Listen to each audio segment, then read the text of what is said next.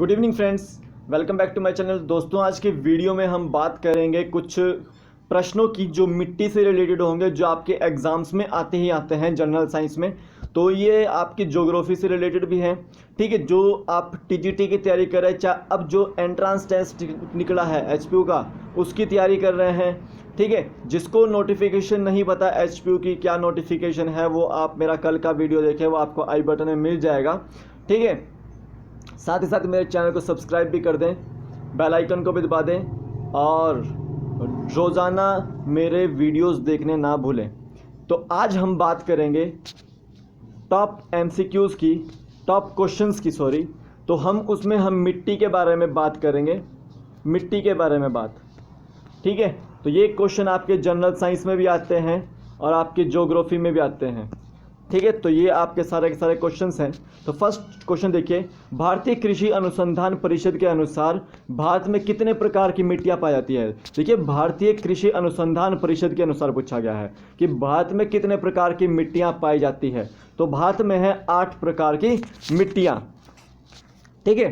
तो देखिए, फर्स्ट है जलोढ़ मिट्टी, जलोढ़ मिट्टी फर्स्ट, जिसको हम एल्यूवियल सॉइल भी बोलते हैं, जो सबसे ज़्यादा उपजाऊ होती है।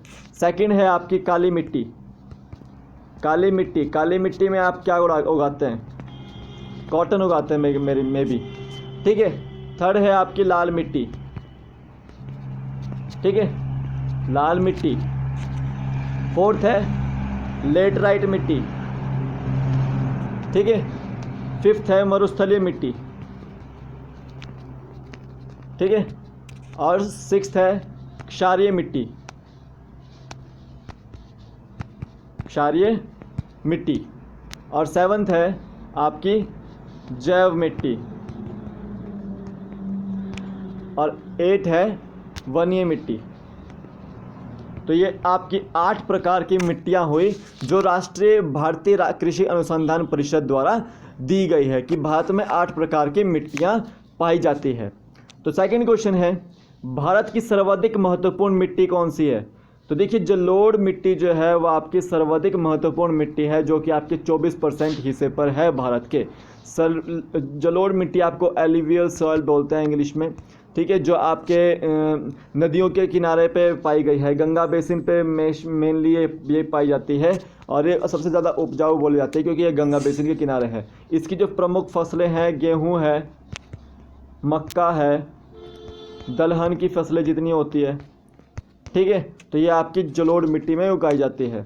नेक्स्ट क्वेश्चन देखते हैं, भारत की सर्वाधिक क्षेत्र पर किस प्रकार की मिट्टी का विस्तार पाया जाता है। तो मैंने बोला कि जलोढ़ मिट्टी जो है 24% हिस्से पर उगाई जाती है। तो जलोढ़ मिट्टी ही जो है वो सर्वाधिक क्षेत्र पर जो है पाई गई है मिट्टी भारत के, ठीक है। यहाँ पर क्वेश्चन नवीन जलोढ़ को कहा जाता है। जो नवीन जलोढ़ मिट्टी है उसको क्या बोला जाता है। तो देखिए, जलोढ़ मिट्टी 2 तरह की होती है, एक बांगर होती है, एक खादर होती है, ठीक है। बांगर यानी कि जिसमें थोड़े कंकड़ बड़े होंगे, और खादर जिसमें कंकड़ जो है बिल्कुल सॉइल पार्टिकल में, फाइन पार्टिकल्स में होता है। तो जो नवीन उपजाऊ मिट्टी होती है वो खादर टाइप की होती है, ठीक है, जो सबसे ज़्यादा उपजाऊ होती है। फिर देखते हैं नेक्स्ट, गंगा के मैदानों में पुरानी मिट्टी कहलाती है। जो आपकी जो गंगा के मैदानों में जो कछारी मिट्टी होती है वो कौन सी होती है। तो वो आपकी बांगर मिट्टी होती है, जलोढ़ मिट्टी, जो आपकी सबसे ज़्यादा उपजाऊ मिट्टी होती है, ठीक है। कपास की खेती के लिए सर्वोत्तम मिट्टी, हमने बात करी कपास की खेती के लिए, यानी कि कॉटन की खेती के लिए कौन सी मिट्टी उगाई जाती है, काली मिट्टी, ठीक है। काली मिट्टी, जो कपास जो है आपका गुजरात में ज़्यादा होता है, ठीक है। तो इस चीज़ को याद रखें। और आपका जूट जो है आपका, वो आपका वेस्ट बंगाल में होता है, ठीक है, इस चीज़ को याद रखें। कपास आपका काली मिट्टी में उगाया जाता है, कॉटन आपका काली मिट्टी में जाता है।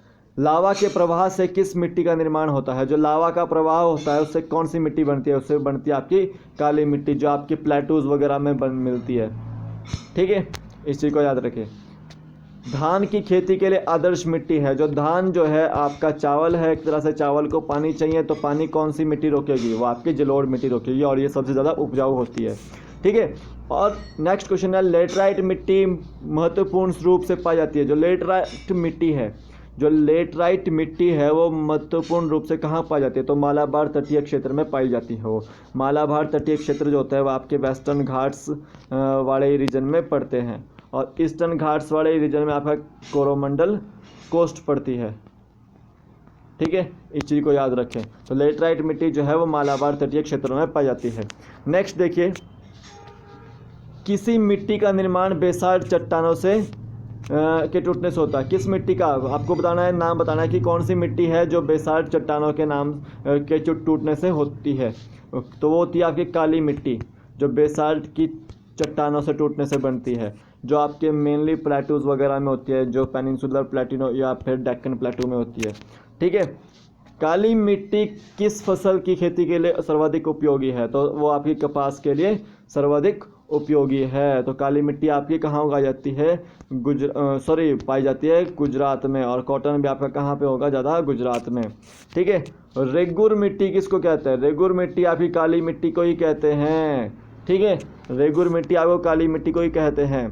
देखिए ये सारे के सारे पुराने क्वेश्चंस हैं, ये आपको सेम टू सेम लेंगे, तो प्लीज़ थोड़ा सा माइंड मत कीजिएगा, क्योंकि ये मैंने पुराने प्रीवियस ईयर एग्जाम्स में से लिए हैं।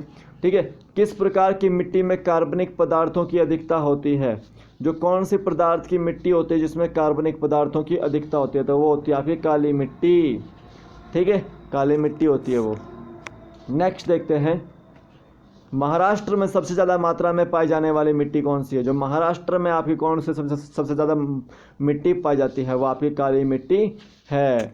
ठीक है, तो आज ये क्वेश्चंस थे, तो ये सारे के सारे जो मिट्टी से रिलेटेड क्वेश्चंस थे, तो हम इसको डेली डालते रहेंगे, कुछ ना कुछ करके क्वेश्चंस तो डालेंगे ही डालेंगे। तो अगर आपको वीडियो पसंद आया हो तो प्लीज़ लाइक कीजिएगा, शेयर कीजिएगा, सब्सक्राइब कीजिएगा, और जिसने HQ की नोटिफिकेशन नहीं देखी है वो आप आई बटन में ऊपर जाके बटन में देख लें, वहाँ पर आपका HQ की नोटिफिकेशन मिल जाएगी। डिस्क्रिप्शन बॉक्स में चेक कर लें उसके, और वहाँ पर आपको PDF मिल जाएगी सब कुछ। तो इस वीडियो का PDF भी आपको उसमें मिल जाएगा डिस्क्रिप्शन बॉक्स में, आप वहाँ से डाउनलोड कर सकते हैं। तब तक के लिए जय हिंद दोस्तों।